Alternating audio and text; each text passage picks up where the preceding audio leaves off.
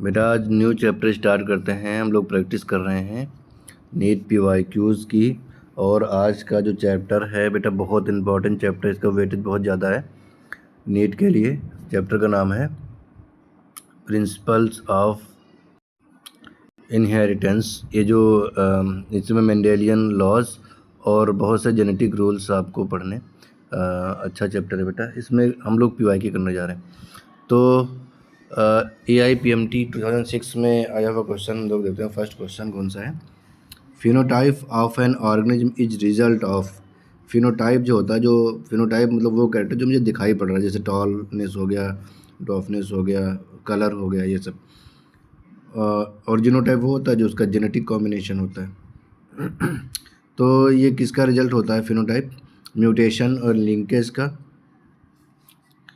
नहीं, cytoplasmic effect and nutrition, environmental change and sexual dimorphism, genotype and environmental. ये है genotypes का result होता है। जो बेटा जीन होंगे वही फिनोटाइप होगा उसका, और वो उस पर एनवायरमेंटल इफेक्ट भी रहता है। जीनोटाइप जैसे मैंने कह दिया कैपिटल टी, तो आप समझ जाएंगे कि प्लांट टाल होगा। तो ये टाल किस वजह से होगा? क्योंकि जीनोटाइप इसका कैपिटल टी। जीनोटाइप जो टालनेस वाले जीन है तो प्लांट टाल होगा। अब एनवायरमेंटल इंटरेक्शन कैसे? मान लो अब इसको मैं न्यूट्रिशन ठीक से ना दूं और जीन टी है, तो इनका प्रॉपर प्लांट टाल तो होंगे, बट उतना टाल नहीं होंगे जितना उनको होना चाहिए, नॉर्मली जो हो जाते। ठीक है, तो बेटा नेक्स्ट क्वेश्चन देखते हैं। Question number 2, how many different kinds of gamete will be produced by a plant having the genotype A, capital B, small B, C 3 4 9 2। देखो बेटा इसमें क्या, जब भी ऐसा कोई सीक्वेंस दिया हो, कितना भी बड़ा सीक्वेंस हो, कितने भी जीन हो, हमेशा ये देखना रहता है कि हेट्रोजाइगस पेयर कितने हैं। हेट्रोजाइगस जितने हेट्रोजाइगस होते हैं 2 की पावर n होती है टाइप्स ऑफ गैमेट। और इसमें देखो ए कैपिटल, इस कैपिटल ए क्या है? Homozygous. Capital B small B, ये हेट्रोजाइगस, और कैपिटल ये होमोजाइगस। सिर्फ ए इसमें क्या है बेटा? हेट्रोजाइगस है। कैपिटल बी स्मॉल बी ये हेट्रोजाइगस है। तो इसलिए 2 की पावर n, तो 2 की पावर n क्या हो जाएगी? हेट्रोजाइगस के नंबर कितने? 1, तो n ये कितना हो जाएगा? 2। 2 की पावर 1 2 ही होगा ना बेटा, तो इसका आंसर हो जाएगा 2। इसका आंसर हो जाएगा बेटा 2। इसका आंसर हो जाएगा 2। ये 4 नंबर ऑप्शन होगा। आप गैमेट बनाना चाहो तो मैं आपको बना के दिखा दूँ कैसे गैमेट बनेंगे। जैसे मैंने ये लिखा, देख लेते हैं। ये capital A, capital B, small B, capital C, capital C. तो आप कभी करेंगे तो जैसे आप ये आप के पास होमोजाइगस है तो आप ए लिखें और फिर सीधे ऐसे बी लिखें। फिर क्या है? हेट्रोजाइगस है, तो हेट्रोजाइगस में आपको फॉर्क बनानी पड़ेगी।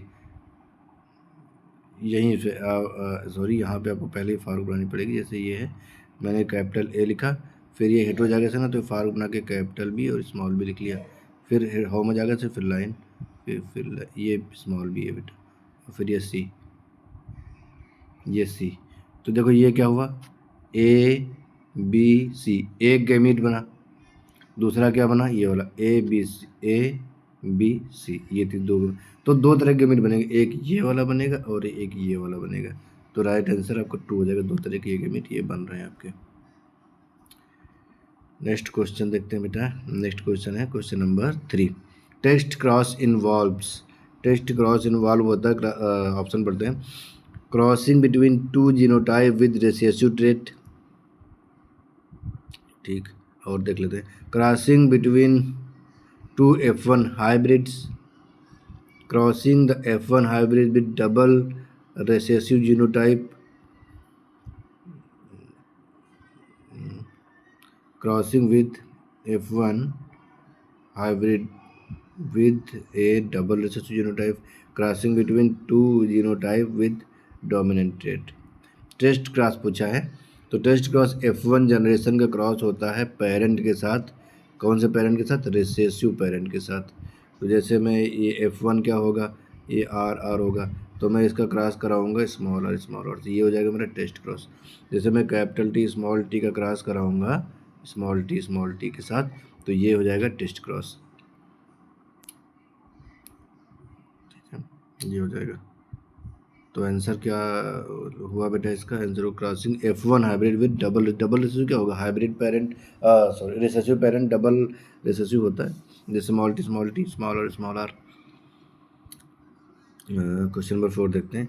इन Mendel's experiment with garden pea round seed shape capital R was dominant over wrinkled seed smaller yellow cotyledon capital Y was dominant over green cotyledon smaller. What are the expected phenotype in the F2 generation of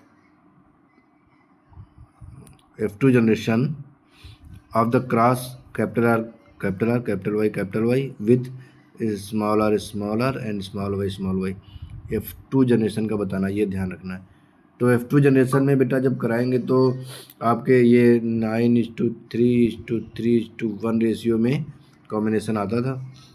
ये आपका round yellow हो जाएगा, ये आपका round wrinkle, ये आपका wrinkled green, और ये आपका रिंकल ग्रीन सॉरी ये आपका रिंकल्ड येलो, और ये आपका एक सीड होगा वो रिंकल ग्रीन होगा।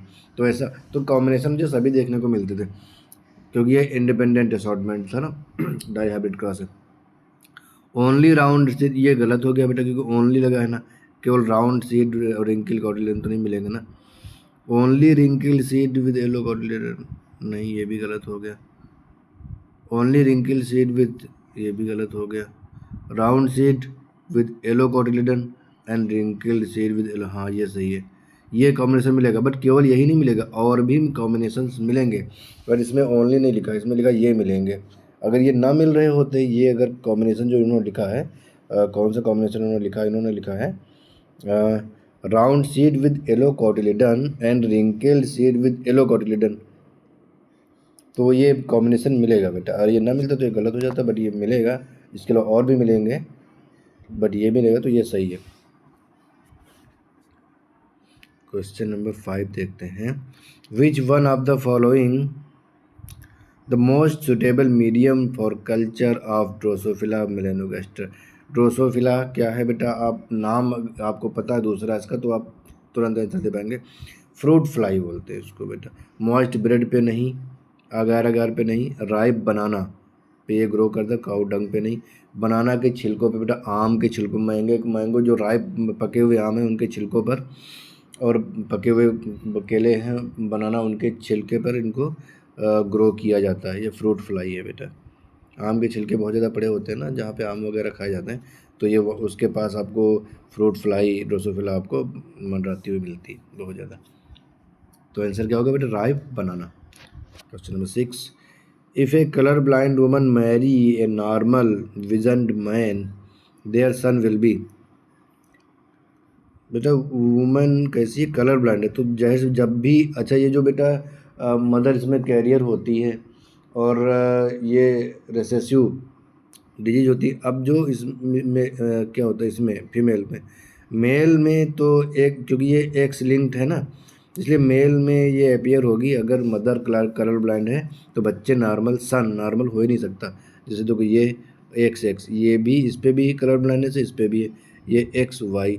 तो अगर ये सन यानी ये, अगर ये एक्स वाई हुआ तो भी ये कलर ब्लाइंडनेस, अगर ये एक्स वाई हुआ तो भी ये कलर ब्लाइंडनेस। तो मदर, अगर मदर अफेक्टेड है कलर ब्लाइंडनेस से, तो सन कभी नॉर्मल नहीं होता, सन हमेशा अफेक्टेड ही होगा।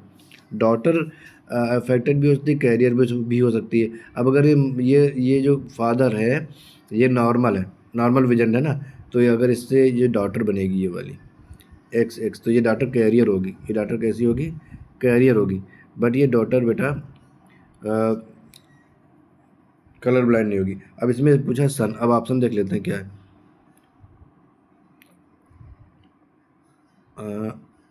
सन विल बी फर्स्ट ऑप्शन है। ऑल नॉर्मल विजन हो ही नहीं सकता, बेटा। अगर मदर कलर ब्लाइंड है तो सन तो कलर ब्लाइंड होगा ही।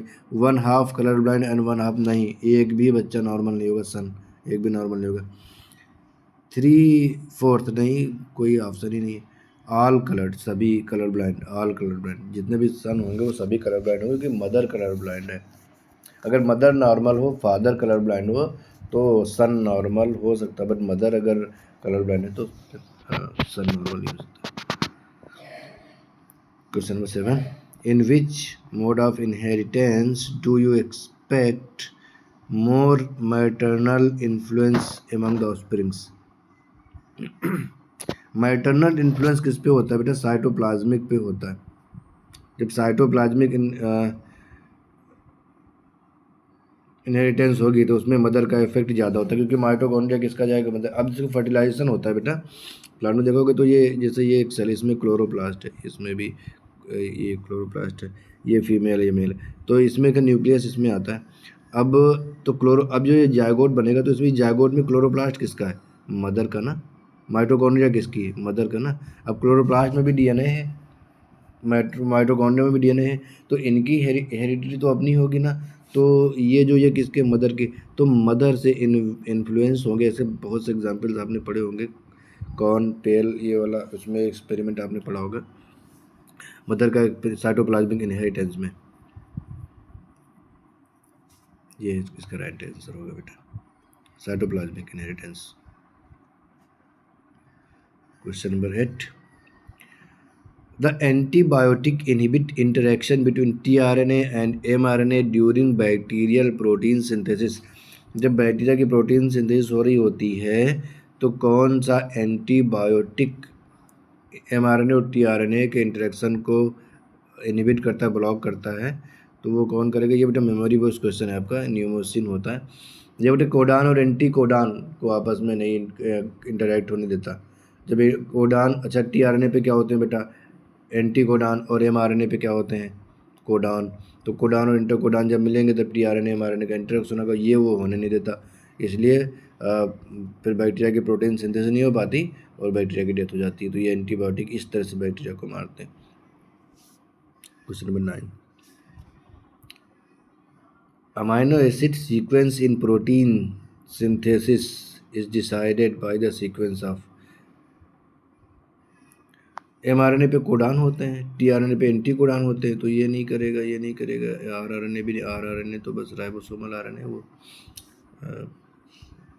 कई काम करता है, एंजाइमेटिक एक्शन भी करता है, बट mRNA टेम्पलेट की तरह वर्क करता है। तो जब mRNA टेम्पलेट की तरह वर्क करेगा तो सीक्वेंस कौन डिसाइड करेगा? जो भी ये जो अमीनो एसिड बन रहे हैं पेप्टाइड बॉन्ड से पॉलीपेप्टाइड बनेगी बेटा, इस पॉलीपेप्टाइड का सीक्वेंस कौन डिसाइड करेगा? जैसा mRNA होगा वैसा ही पॉलीपेप्टाइड चेन बनेगी बेटा। तो ये इसका आंसर हो जाएगा mRNA। सेकेंड ऑप्शन इसका आंसर होगा बेटा mRNA। Question number 10, question number 10, मैं फ्लाइट मोड पे लगाना भूल गया इसको। क्वेश्चन नंबर 10 देखते हैं। One gene one enzyme hypothesis was postulated by Beadle and Tatum. ये तो बेटा ये भी आपको याद ही करना पड़ेगा। बीडल एंड टैटम ने जीन वन एंजाइम हाइपोथेसिस दी थी। वन जीन वन एंजाइम क्यों? क्योंकि बेटा एक जीन क्या होगा? एक पॉलीपेप्टाइड डीएनए है, डीएनए का इतना पार्ट एक जीन है, तो ये बेटा एक पॉलीपेप्टाइड में, क्योंकि इससे आरएनए बनेगा, ये आरएनए से पॉलीपेप्टाइड चेन बनेगी, और ये पॉलीपेप्टाइड चेन कोई प्रोटीन बनाएगा छोटी सी, ये प्रोटीन एंजाइम की तरह वर्क करेगा। तो एक जीन से एक ही पॉलीपेप्टाइड बनेगी ना, और ये एक एंजाइम बनाएगा। तो ये थ्योरी दी थी बीडल एंड टैटम ने, तो बोला तो one gene one enzyme theory. Question number 11, one turn of the helix of B form DNA is approximately. One turn पूछा है बेटा, वन टर्न होता है 34 एंगस्ट्रॉम। 34 एंगस्ट्रॉम माने 3.4 नैनोमीटर। तो ये आंसर हो जाएगा, ये भी ये वाला आंसर होगा। देखो बेटा ये डीएनए है ना, तो यहाँ से लेकर के यहाँ तक ये एक हेलिक्स होती है वन टर्न, या इधर से देखें यहाँ से लेकर ये major group minor group, one minor group से नेक्स्ट माइनर ग्रुप तक एक हेलिक्स होती है। ये अंदर बेस पे 10 बेस पेयर्स होते हैं, और ये जो बेटा लेंथ होती है एक हेलिक्स की वो होती है 34 एंगस्ट्रॉम। नैनोमीटर में लिखेंगे तो यही 3.4 नैनोमीटर हो जाएगा। तो ये आंसर हो जाएगा। अगर ये बेस पेयर के बीच की डिस्टेंस पूछें तो 3.4 एंगस्ट्रॉम, यानी कि 0.34 नैनोमीटर। नैनोमीटर में एक पॉइंट बढ़ जाएगा इधर, और कोई वैसे वैल्यू ठीक ही रहेगी। तो नैनोमीटर में देखेंगे तो इसका आंसर हो जाएगा 3.4 नैनोमीटर। वैसे 34 एंगस्ट्रॉम होता है एक हेलिक्स ये वाली। ठीक है बेटा, तो आंसर क्या लगाया आपने? आंसर लगाया होगा 3.4 नैनोमीटर। बिल्कुल ठीक है। क्वेश्चन नंबर 12 देखते हैं बेटा। क्वेश्चन नंबर 12,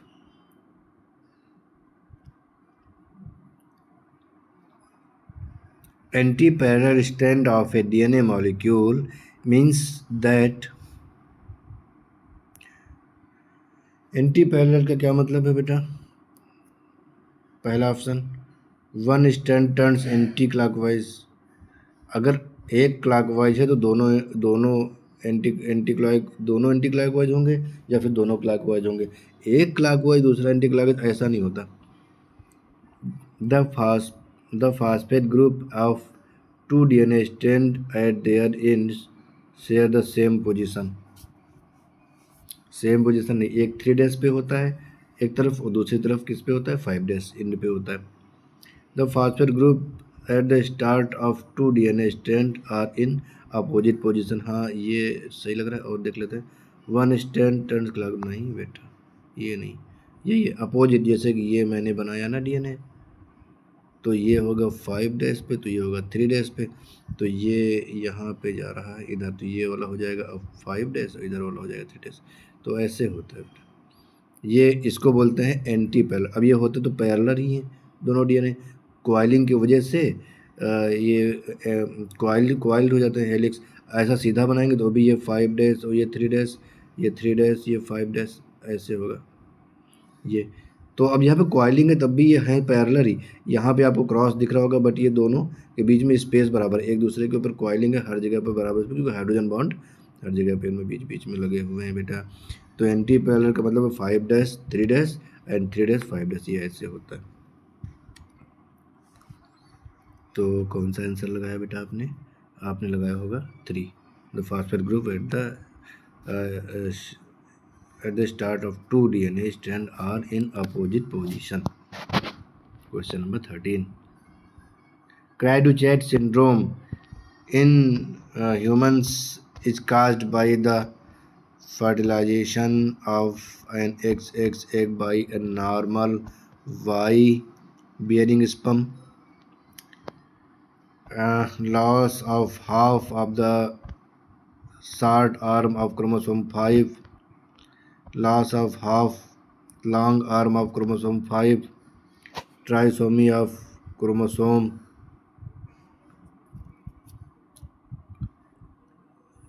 इसमें बेटा ये तो डाउन सिंड्रोम हो जाएगा, ये तो नहीं है। वाई क्रोमोसोम का नॉर्मल होगा तो भी ये नहीं होगा। Loss of half of short arm of chromosome 5, ये वाला होगा बेटा। Loss of half of the long arm of chromosome 5, ये वाला होगा।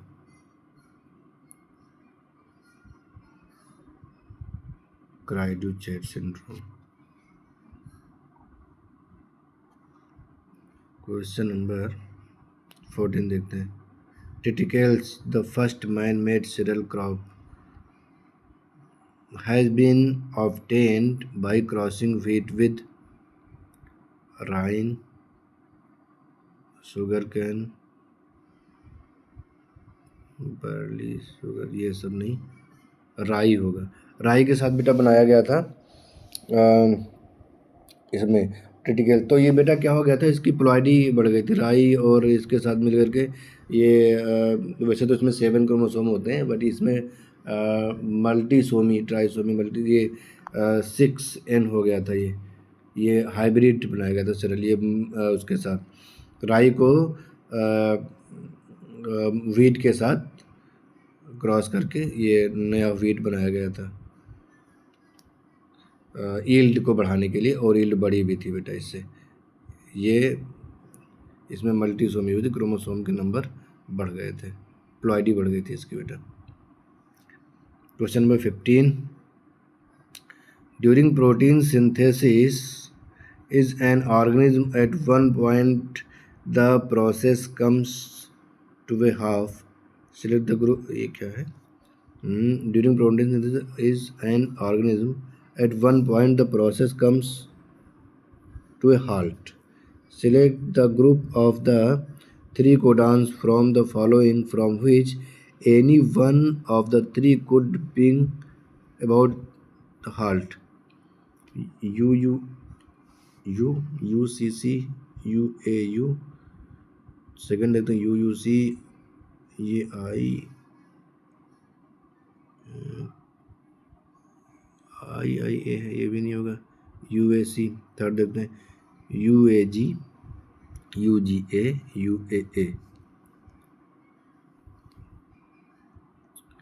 Fourth U U G U C A U, ये वाला होगा बेटा, ये स्टॉप कोडॉन है। स्टॉप कोडॉन जहाँ पर होगा वहीं पे हाल्ट होगा, वहीं पे रुक जाएगा protein synthesis. U A G U G A U A A, ये स्टॉप कोडॉन है।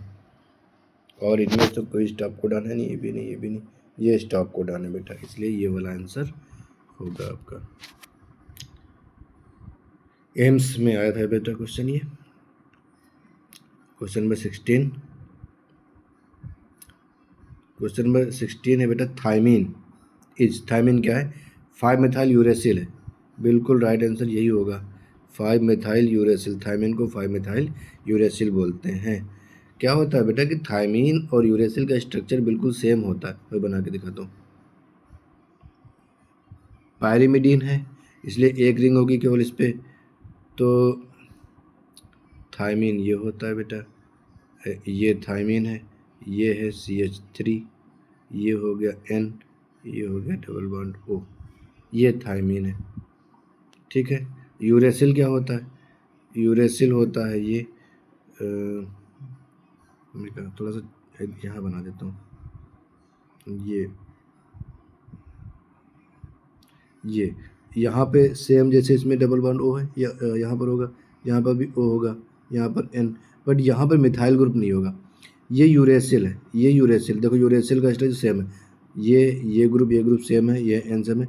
यहाँ पर अगर मैं इसमें मिथाइल ग्रुप ऐड कर दूँ तो ये हो जाएगा थायमीन। अब मिथाइल ग्रुप मैंने ऐड नहीं किया तो ये हो गया यूरेसिल। तो यूरेसिल में ही मिथाइल ग्रुप ऐड करना, फिर किस पोजीशन? 5, 1 2 3 4 5 6, तो ये वाला 5 पोजीशन है। ये पोजीशन कौन सी? 5, 1 2 3 4 5 6, तो इसको बोलते हैं 5 मिथाइल यूरेसिल। ठीक है, तो ये राइट आंसर हो जाएगा बेटा आपका। क्वेश्चन नंबर 16, क्वेश्चन नंबर 16 कह रहा है, in which one of the following combination 1 to 4 of the number of the chromosomes in the present day hexaploid with correctly respond?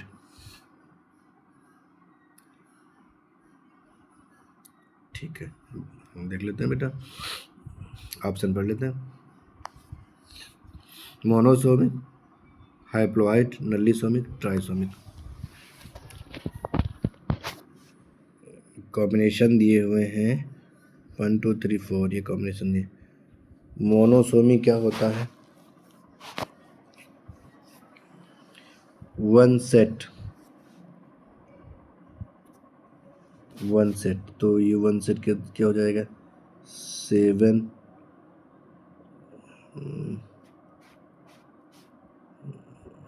ये नहीं होगा,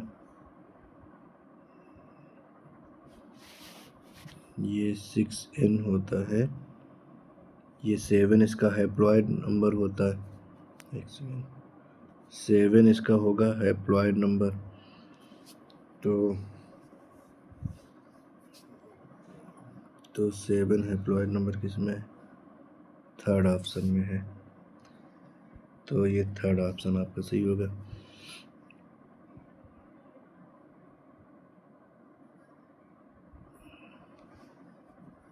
नल्ली सोमी जो है बेटा, वो जो नल्ली सोमी है ना बेटा, इस नल्ली सोमी क्या होती है? जो क्रोमोसोम में से बेटा 2 क्रोमोसोम रिमूव हो जाते हैं, निकल जाते हैं, कम होना, तो उसको बोलते हैं नल्ली सोमी। मोनो, पहले चारों को समझ लेते हैं एक बार है क्या। ये मोनोसोमी क्या होता है बेटा? मोनोसोमी ये एन्यूप्लॉइड, खुद यूप्लॉइडी, यूप्लॉइडी और एक होता है एन्यूप्लॉइडी। यूप्लॉइडी में क्या होता है, पूरा एक सेट ऑफ क्रोमोसोम या तो इंक्रीज हो जाता है या माइनस हो जाता है, डिक्रीज हो जाता है। एन्यूप्लॉइडी में सेट में से एक क्रोमोसोम या तो प्लस हो जाएगा या इस सेट में से पूरा सेट ऑफ क्रोमोसोम है, इसमें से एक क्रोमोसोम कम भी हो जाता है, ये प्लस हुआ यहाँ पर -1, ऐसा हो जाता है। तो ये एन्यूप्लॉइड, तो ये जो मोनोसोमी और ये नल्लीसोमी, ये ट्राइसोमी, जो दो केस हैं, ये बेटा एन्यूप्लॉइडी के हैं। ये सब तीनों ये एन्यूप्लॉइडी के हैं, सभी एन्यूप्लॉइडी के हैं। यूप्लॉइडी में बेटा होता है पूरा का पूरा सेट ऐड होता है या फिर डिक्रीज होता है। अब देखो मैं इसको एक्सप्लेन करता हूँ फिर से। क्या होता है कि मोनोसोमी क्या है, मोनोसोमी मतलब एक क्रोमोसोम जितना होता है उसमें से जितने सेट हैं पूरा, उसमें से बेटा एक क्रोमोसोम कम हो जाता है, एक क्रोमोसोम कम हो गया। जैसे हमारे पास ये कितना है 46 क्रोमोसोम है ना, उसमें से एक कम हो जाएगा तो क्रोमोसोम हो जाएंगे 45, इसको बोलेंगे मोनोसोमी। हैप्लॉइड तो हमारा कितना 23 होता है, ये हैप्लॉइड हो गया। नल्लीसोमी कितना, नल्लीसोमी मतलब है जैसे मेरा 46 है तो -2 कर दो तो ये हो जाएगा 1, पूरा होमोलॉगस क्रोमोसोम ही गायब हो जाता है उसमें, पूरा पेयर इसमें डिलीट हो जाता है, पूरा पेयर डिलीट हो जाए तो ये 44, ये आपका नल्लीसोमी हो गया। ट्राइसोमी में एक ऐड हो जाता है, जैसे मैंने कह दिया 46 है तो 46 + 1 तो हो जाएगा 47 हो जाएंगे। मैं अब अपना एग्जांपल देके बता रहा हूँ। अब वीट, इसमें क्वेश्चन में क्या पूछा है, वीट में पूछा है number of chromosome in present day hexaploid wheat correctly represented. तो हेक्साप्लॉइड है, वैसे इसका जो नॉर्मल होता है बेटा वो n नंबर होता है 7, वीट का n नंबर कितना होता है बेटा 7 होता है। हेक्साप्लॉइड हो जाता है तो ये 6, ये n है 6n कितना हो जाएगा 42 क्रोमोसोम होते हैं आज की तारीख में गेहूँ में 42, वो भी कितना 6n होता है तब। तो n कितना है इसका, n तो 7 ही होगा। तो हैप्लॉइड में ऑप्शन में एक ही जगह पर आपको मिल जाएगा 7, और कहीं हैप्लॉइड में 7 है नहीं, तो आंसर यही होगा। लेकिन अब देख लेते हैं मोनोसोमिक में इस हिसाब से 21 होना चाहिए। तो मोनोसोमी में जो पूरे कितने क्रोमोसोम है बेटा 42, ये हो जाएगा 6n। तो 1 सेट से इसमें एक कम हुआ है, तो 1 सेट में इसमें से कम हुआ है तो ये हो जाएगा 41 होना चाहिए पूरे में से अगर देखा जाए तो। मोनोसोमी को तो यही मतलब है। और हैप्लॉइड फिर इसमें हो जाएगा 21। और इस क्वेश्चन में कह रहा है प्रेजेंट डे को बताना, मतलब आज अगर आप इसमें ये 42 क्रोमोसोम है तो आप इसको 42 ही इसका क्रोमोसोम मानेंगे। तो इस हिसाब से इसका हैप्लॉइड हो जाएगा 42 का हाफ कितना होता है 21, तो ये हो जाएगा 21। नल्लीसोमी का मतलब है 2 क्रोमोसोम निकले, अब होते कितने 42। ये क्वेश्चन में आपसे ये बोल रहा है कि हेक्साप्लॉइड मतलब आज की तारीख में, तो हेक्साप्लॉइड 42 क्रोमोसोम को लेकर चलना है। -2 हो जाएंगे, कितने हो जाएगा बेटा इसमें से, तो हो जाएगा 40। 42 में से 2 निकालोगे कितने 40 बचेंगे, तो ये हो जाएगा 40। और फिर ट्राइसोमी मतलब एक ऐड करना है। ट्राइसोमी मतलब जैसे मैंने क्या कहा था कि हमारे 46 है तो एक और ऐड करोगे तो क्या हो जाएगा 47। तो वैसे ट्राइसोमी मतलब है जैसे कि ये मैंने कहा कि ये क्रोमोसोम है, मैं थोड़ा इसको यहाँ पे लिख देता हूँ। जैसे ये एक क्रोमोसोम है, एक सेकेंड, जैसे बेटा ये क्रोमोसोम है एक, ये हो गया पूरा होमोलॉगस, एक इस सेट में और ऐड कर देंगे तो ये हो जाएगा ट्राइसोमी, इसको बोलते हैं ट्राइसोमी। तो ये 2 डिप्लॉइड तो ही एक पूरा सेट नहीं ऐड करते, एक क्रोमोसोम ऐड किया जाता है। तो ये ऐड करेंगे तो अब ये कितना हो जाएगा, इसको ऐड करने के बाद ये हो जाएगा 43। तो आंसर बेटा ये 4 होगा, ये वाला नहीं होगा। मैंने हैप्लॉइड देखा तो मैंने कौन सा बताया तुम्हें कि हैप्लॉइड देखा तो मैंने कहा था ये 7 हैप्लॉइड इसी में दिया हुआ, यही आंसर होगा, बट ये नहीं होगा क्योंकि आज के इस क्वेश्चन में ये भी बोला कि प्रेजेंट डे के हिसाब से देखना है। हेक्साप्लॉइड है तो उसी को हैप्लॉइड 7 नहीं मानना है। हेक्साप्लॉइड है तो उसका हाफ हेप्लॉइड हो जाएगा। देखो अगर ये हेक्साप्लॉइड है, सेक्स एन है 42, अब इसका गैमीट बनेगा तो क्या होगा, गैमीट में बेटा 21 क्रोमोसोम ही तो होंगे, तो गैमीट तो हैप्लॉइड तो ये एन इसका हो जाएगा 21, तो ये आंसर जाएगा बेटा, ये मोनोसोमिक हो जाएगा 41, यानी कि एक क्रोमोसोम निकल जाएगा। हैप्लॉइड इसका हाफ हो जाएगा 42 का हाफ 21, और नलीसोम में 2 क्रोमोसोम निकल जाते हैं बेटा, तो ये हो जाएगा 40, और ट्राइसोम में एक ऐड होता है तो ये हो जाएगा 43, तो आपका आंसर ये जाएगा बेटा, कौन सा 4, ये आंसर जाएगा। क्वेश्चन नंबर 18 देखते हैं, ये आया है AIPMT 2007 में क्वेश्चन आया है। वेटेज अच्छा है बेटा, इस क्वेश्चन से आते हैं, और कभी कभी क्वेश्चन थोड़ा लेंदी आते हैं कन्फ्यूजिंग से, तो उनको जैसे इस क्वेश्चन में बच्चा ये ध्यान देता है, उसको अगर हैप्लॉइड मानता तो 7, या फिर अगर प्रेजेंट डे उस क्वेश्चन में बताया भी इसने, और हेक्साप्लॉइड के हिसाब से उसको लेके चलना, तो ये सही है ये वाला।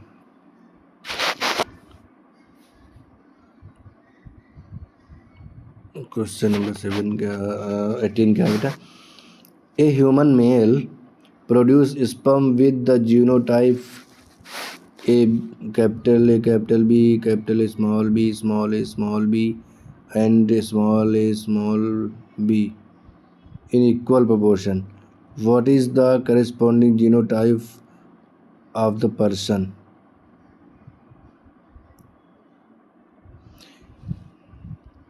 ये जीनोटाइप प्रोड्यूस हो रहे हैं, कैपिटल ए बी भी है, कैपिटल ए स्मॉल बी है, small A small capital B and small B capital B in equal proportion, ये स्पर्म आ रहे हैं बेटा। What is the corresponding genotype of a person, ये होगा हेट्रोजाइगस है। अगर वो गैमीट ऐसा बना रहा है तो वो हेट्रोजाइगस है, क्योंकि आप देख लो ये capital A small A capital B small B, इसके आप गैमीट बना के देख लो। मैं ऐसे एक फॉर्क बनाता हूँ, यहाँ पे लिखता हूँ स्मॉल है, यहाँ पे कैपिटल है, यहाँ पे लिखता हूँ स्मॉल है, फिर मैं इधर एक फॉर्क बनाता हूँ, यहाँ पे लिखता हूँ कैपिटल बी, यहाँ पे लिखता हूँ स्मॉल बी, इधर एक फॉर्क बना के यहाँ पे लिखता हूँ कैपिटल बी, इधर लिखता हूँ स्मॉल बी। देखो ये क्या हो गया, कैपिटल ए कैपिटल बी, ये क्या हो गया कैपिटल ए स्मॉल बी, ये क्या हो गया स्मॉल ए कैपिटल बी, ये कैपिटल बी स्मॉल है, ये दूसरा स्मॉल ए स्मॉल बी। तो ये जीनोटाइप उस पर्सन का जो ऐसे स्पर्म प्रोड्यूस कर रहा है जिसमें ये चारों कॉम्बिनेशन मिलते हैं, तो उसका आंसर यही हो सकता है। Question number 18। अब देखते हैं question number 19। In a pea plant yellow seeds are dominant to green, ठीक है। If a heterozygous yellow seeded plant is crossed with the green seeded plant, what ratio of yellow and green seeded plants would you expected in F1 generation? Yellow seed dominant, अच्छा इसमें ये केवल colour को दे के दिया, इन्होंने shape तो लिया नहीं है, तो ये जो मेंडल ने डाई हाइब्रिड क्रॉस कराया था, ये आपको मोनो हाइब्रिड की तरह कराना है। मोनो हाइब्रिड की तरह कराएंगे तो देखो क्या होगा बेटा, मोनो हाइब्रिड की तरह कराएंगे ये क्रॉस, क्या है इसमें क्वेश्चन फिर से देख लेते हैं। यहाँ से कराना क्या है, heterozygous yellow seeded plant, heterozygous yellow मतलब क्या हो जाएगा बेटा, हेट्रोजाइगस येलो मतलब हो जाएगा ये कैपिटल वाई स्मॉल वाई, किससे क्रॉस कराना है, heterozygous seeded plant crossed with green seeded, crossed with A green seeded plant, green seeded क्या हो जाएगा, ये स्मॉल वाई ये ग्रीन सीडेड प्लांट हो जाएगा। अब इसका क्रॉस कराएंगे बेटा, तो सीधी सी बात है, ये फिर क्या कह रहा है प्लांट आगे, seeded plant what ratio yellow and green seeded plant expected, तो ये वाई कैपिटल वाई स्मॉल ये भी ये कैपिटल वाई, और ये इससे भी करेंगे तो ये भी कैपिटल वाई स्मॉल वाई हो जाएगा, ये स्मॉल वाई और इसको भी करेंगे स्मॉल वाई, तो ये ग्रीन ये येलो हेट्रोजाइगस बनेगा येलो, बट येलो बनेगा, ये ग्रीन ही बनेगा। तो 50-50 आ रहा है मेरे हिसाब से इसमें तो। देख लेते हैं बेटा, ये आ रहा है 50-50, क्योंकि मोनोहाइब्रिड के क्रॉस की तरह किया है, ये आएगा इसमें 50-50। ये सही है आंसर आपका इसका। ठीक है, नेक्स्ट क्वेश्चन देख लेते हैं, question number 20। Inheritance of skin colour human is example of. Skin colour बेटा किसका एग्जाम्पल है? ये होता है क्रोमोसोमल एबरेशन का, नहीं होगा। एक मिनट, ये बेटा क्रोमोसोमल एबरेशन का तो नहीं होगा, पॉइंट म्यूटेशन भी नहीं होता, पॉलीजेनिक इंटरेक्शन होता, कोडोमिनेंस, ये नहीं। पॉलीजेनिक इंटरेक्शन, कई जीन इंटरेक्शन, जैसे कि कर्नेल, कलर, वेट, 3 जीन करते हैं, इसमें ये 5 जीन्स होते हैं जो स्किन कलर को कंट्रोल करते हैं, A B C D E. तो ये टोटल 10 एलील हो जाएंगे। कैसे? कैपिटल ए कैपिटल बी करके 10 हो जाएंगे, ऐसे ना हो जाएगा इसमें कैपिटल ए स्मॉल। ये 10 है ना, जैसे ये ए और ए ये 2 एलील हैं, तो टोटल जीन कितने 5, तो एलील कितने 10। तो ये पॉलीजेनिक इंटरेक्शन होता है। ह्यूमन इसके ह्यूमन हाइट और ह्यूमन विजडम, वो इंटेलिजेंस, इसके जीन जो होते हैं वो पॉलीजेनिक होते हैं।